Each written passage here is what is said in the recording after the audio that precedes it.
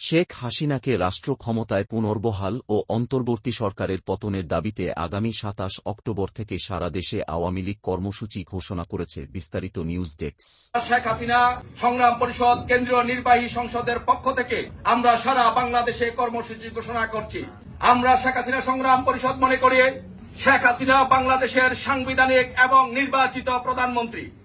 আর এই যে শেখ হাসিনা সংগ্রাম পরিষদের স্লোগান হচ্ছে হয় শেখ হাসিনা নয় মৃত্যু।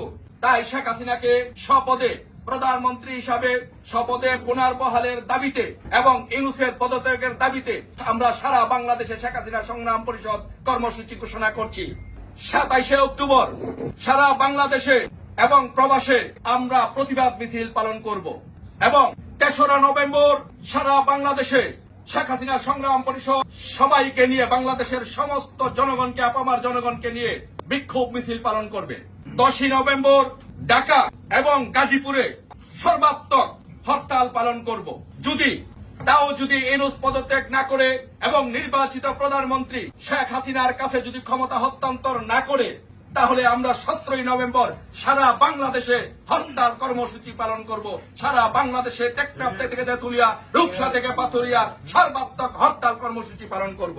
যদি ইউনূস পদত্যাগ না করে এবং নির্বাচিত প্রধানমন্ত্রী শেখ হাসিনার কাছে ক্ষমতা হস্তান্তর না করে, তাহলে আমরা ২৪শে নভেম্বর আমরা ঢাকা অবরোধ কর্মসূচি পালন করব। ঢাকা শহরকে অচল করে দেওয়া হবে। ঢাকা অবরোধ করব শেখ হাসিনা সংগ্রাম পরিষদ।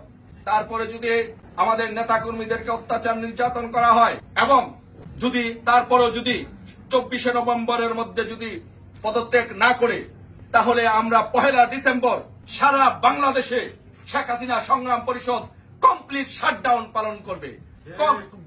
বাংলাদেশের টেকনাফ থেকে তেঁতুলিয়া